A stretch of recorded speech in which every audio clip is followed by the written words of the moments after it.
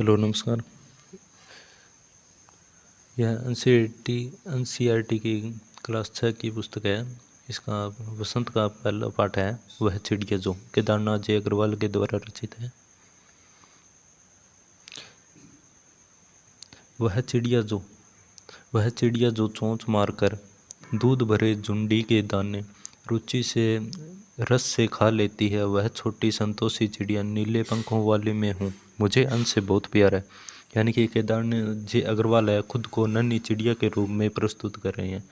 वह चिड़िया जो चोंच मार के, यानी कि वह अपनी चोंच से दूध भरे झुंडी के दाने या झुंडी के दाने ज्वार के दाने दूध भरे, यानी कि ज्वार का दाना होता है वो दूध से भरा, यानी कि कच्चा होता है, वो सफ़ेद होता है, तो चिड़िया को लगता है वह दूध से भरा हुआ है। वह रुचि से रस से खा लेती है, यानी कि पूर्णतः रुचि से खाती है। वह छोटी संतोषी चिड़िया, और वह छोटी चिड़िया ना वो पूर्णतः संतोषी वाली है, संतोष वाली है, और नीले पंखों वाली मैं हूँ। यानी कि केदारनाथ जी अग्रवाल खुद को नीले पंखों वाली चिड़िया प्रस्तुत कर रहे हैं कि मुझे अन्न से बहुत प्यारी, यानी कि यहाँ पर अन्न की महत्ता उन्होंने बताई है।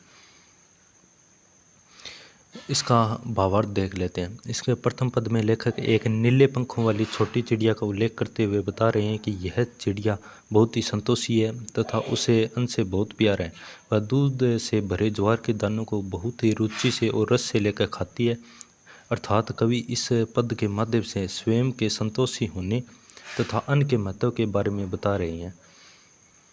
इसका दूसरा पद है वह चिड़िया जो कंठ खोलकर बूढ़े वन बाबा की खातिर रस उड़ेल कर गा लेती है, वह छोटी मुँह बोली चिड़िया नीले पंखों वाली में मुझे विजन से बहुत प्यार है।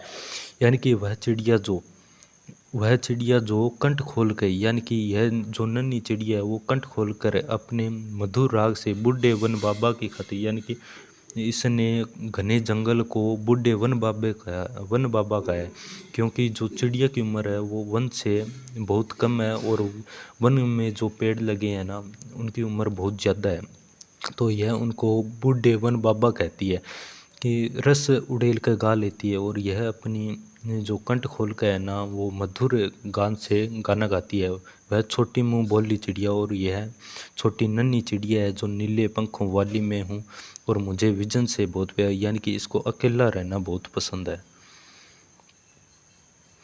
भावार्थ है। दूसरे पद में लेखक बता रहे हैं कि इस नन्ही चिड़िया को उस वन से भी बहुत प्यार है जिसमें वह रहती है, तथा अपने बूढ़े वन बाबा और उससे के वृक्षों के लिए वह अपने मीठे कंठ से मधुर और सुरीला गीत गाती है। उस चिड़िया को एकांत में रहना पसंद है तथा वह प्रकृति के साथ गीत का अकेले ही आनंद लेना चाहती है। तीसरा पद है वह चिड़िया जो चोंच मारकर चढ़ी नदी का दिल टटोल कर जल का मोती ले जाती है, वह छोटी गबरीली चिड़िया नीले पंखों वाली में मुझे नदी से बहुत प्यार है। यानी कि जो चिड़िया है वह चोंच मार कर, यानी कि अपनी जो छोटी सी है लेकिन चोंच मार कर ही चढ़ी नदी का दिल टटोल कर, यानी कि उफनती हुई नदी, यानी कि जब नदी में बाढ़ से उफान आ जाता है तब उस नदी में चोंच मार के ही जल का मोती, यानी कि जल रूपी मोती है वो ग्रहण कर लेती है, यानी कि जल पी लेती है, अपनी प्यास बुझाती है छोटी गबरीली चिड़िया। और यह बहुत ही नन्ही चिड़िया है जिसके पंख नीले हैं और इसे नदी से बहुत प्यार है। इसका भावार्थ है। अंतिम पद में कवि यह कहना चाहते हैं कि यह नीले पंखों वाली चिड़िया अत्यंत साहसी है।